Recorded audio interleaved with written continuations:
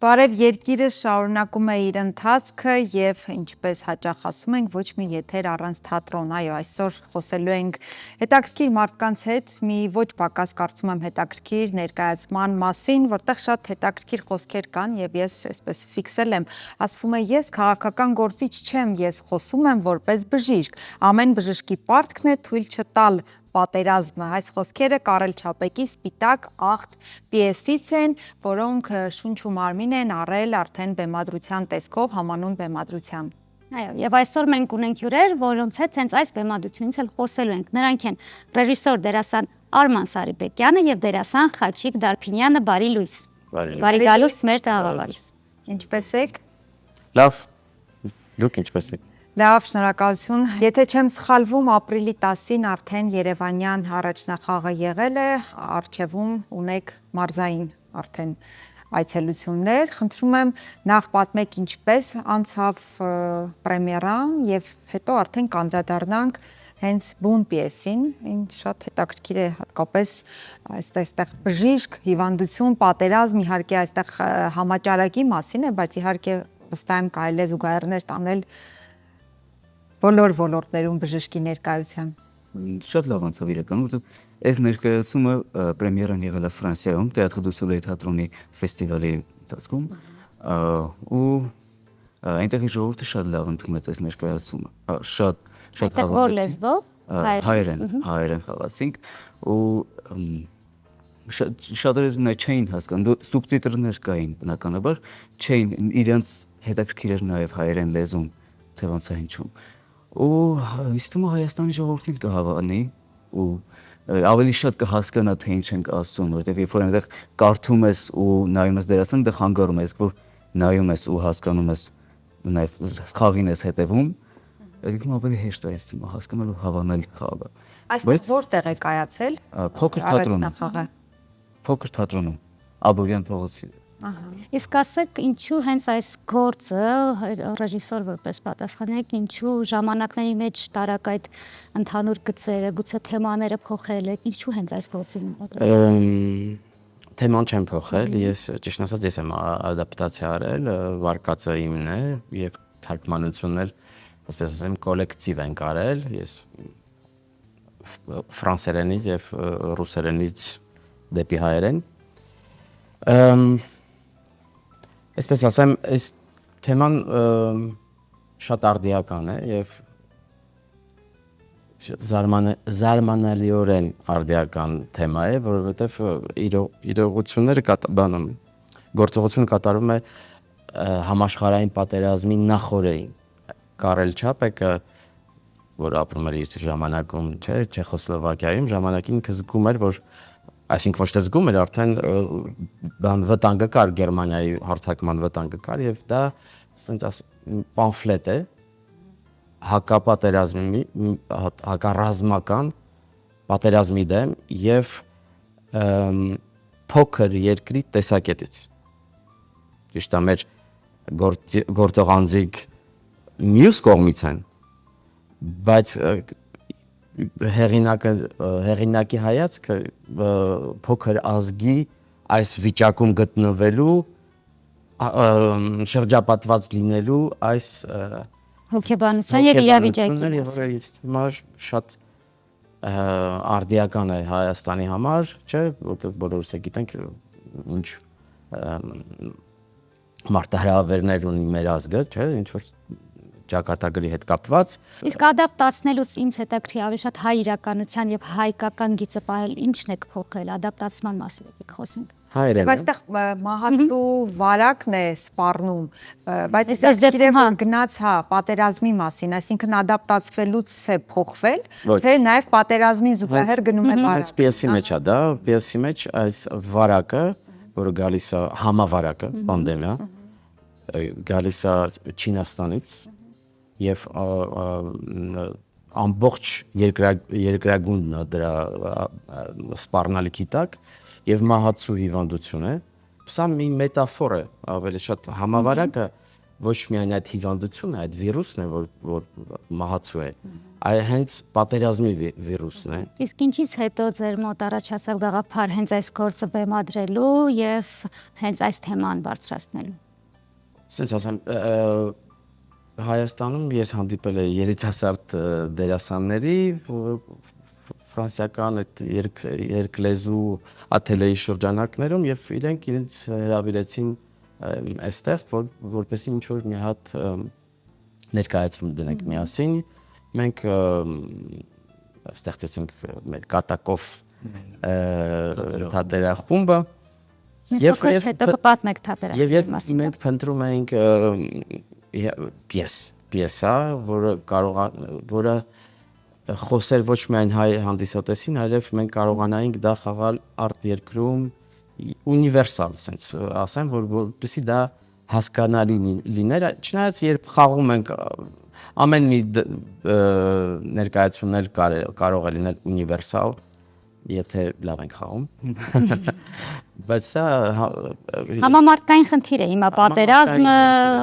վարակները, խնդիրները։ Կասեք մի փոքր ձեր թատերախմբի մասին, ինչպես հանդիպեցիք, ինչու առաջացավ գաղափար հրավիրելու այստեղ ներկայացումը բեմադրելու։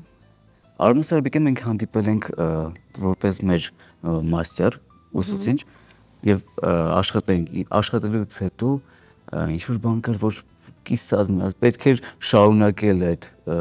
շատ բան կարող եմ վերցնել իրենից, չեմ որովհետեւ ինչպես ստեղծեց մեր թատերախումբը։ Իրականում տենց շատ պատահական է ստեղծվել։ Մենք ուղղակի դիմավորում էինք Արմանին ու բաներ պատահական է ստացվել։ Այո։ Առաջարկեցինք անել ինչ-որ ներկայացում ու միանգամից համաձայնվեց Արմանը։ Շատ արագ ամեն ինչ կազմակերպվեց ու ստեղծվեց այդ թատերախումբը։ Ես առաջարկում եմ, որպեսզի հեռուստադիտողին ավելի հասկանալի լինի, մի փոքր Արմանը պատմի միջ այդ իր գործունեության մասին եւ որպեսզի հասկանանք ինչպես ծանոթացաք եւ այլն։ Ես Փարիզի Արևի թատրոն Théâtre du Soleil թատերախմբի անդամ եմ, Արիան Նուշկինի ղեկավարած եւ քանի որ Հայաստանում կազմակերպվում էր երկլեզու այդ աթելեները ֆրանսերեն, հայերեն երիտասարդ դերասանների, ուսանողների համար ինձ հրավիրել էին Սերժ Ավեդիկյանը հրավիրել էր այստեղ եւ այդպես Երևան եւ Գյումրի այն ժամանակ եւ հանդիպեցի այս հրաշալի երեխեքին ու մի մասը խնդրեց, այսպես հավաքվեցինք ինչ որ սրճարանում Երևանում սուրճ էինք խմում, ես Հայաստանում էի նորից ու ինձ ասեցին մենք էլ ենք ուզում ենք շարունակենք այդ ատելյեների ժամանակ այդ ստացված այդ համագործակցությունը միասին ինչ որ մի գործ արկենք, պարզապես մեզ ղեկավարող ինչ որ մի մարդ է պետք ու ես հետո հասկացա ինչի համար է այդպես պետք ղեկավարող մարդ, որտեղ ամեն ինչ այդ ղեկավարող մարդն է անում, չէ՞, իր վրա գցելու համար։ Ու այդտենց այդ բանի մեջ, այդ արկածի մեջ խառնվեցի։ Չէ՞ որ ղեկավարեցիք, դժգոհ չեք որ ղեկավարեցիք եւ ստացվեց արդյունքը այդ ներկայացումը։ Դժգոհ չեմ, բայց հա։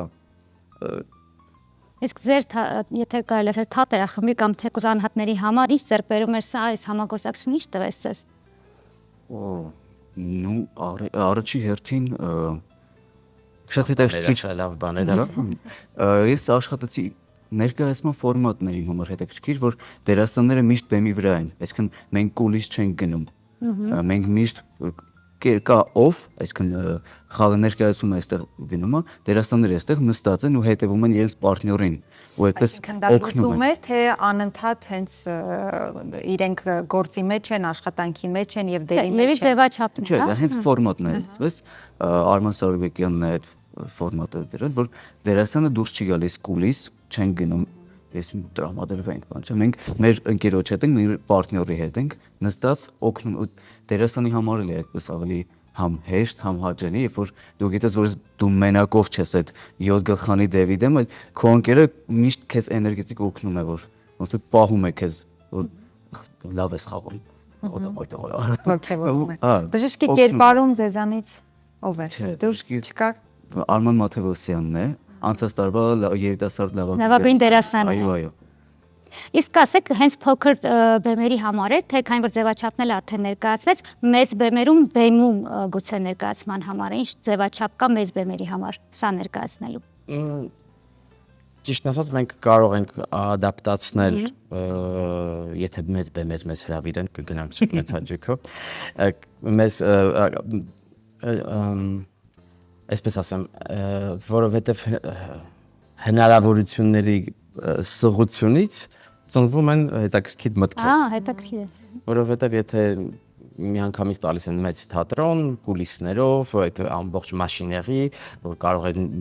ներքև գալ, այնպես բանի պես դուրս գալու, վերևից կախված իջներ, այդ ամեն ինչ կարելի է անել, բայց եթե չկա ոչ մի բան,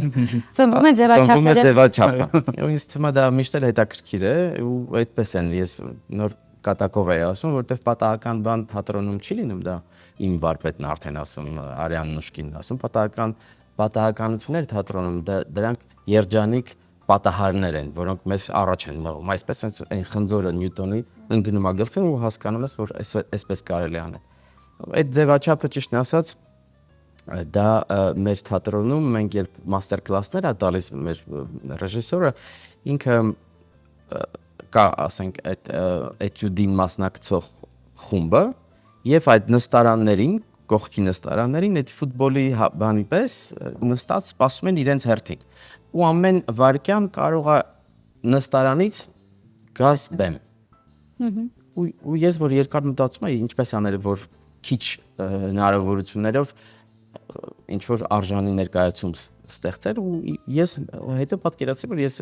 հեծանիվ չպետք է հորինեմ, այլ վերցնեմ արդեն եղածը կա, այդ եղած այդ ձևաչափը, այդ ֆորմատը արդեն մեզ թույլ էր տալիս նախ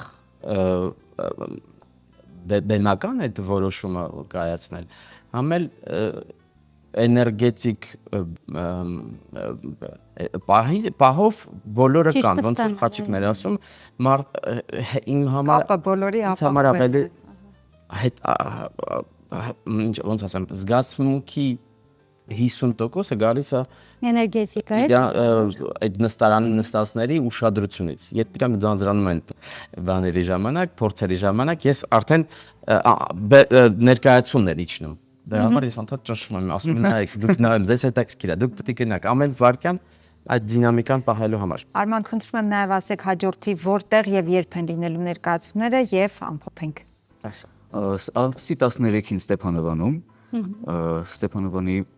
սոցիալ մշակութային պալատում եւ ամսի 16-ին Եղեգնաձորում։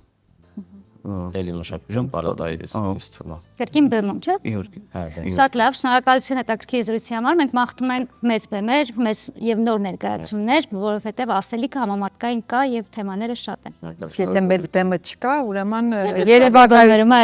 որպեսզի փոքր բեմի վրա նույնպես իրականացնենք։ Այո։ Սիրելի հեռուստադիտողներ, զրուցում էինք դերասաններ Արման Սարիբեկյանի, նաև ներկայացման ռեժիսոր եւ Խաչիկ Դարփինյանի հետ։ Շարունակեք մնալ մեզ հետ, մենք բարև երկիրն ենք։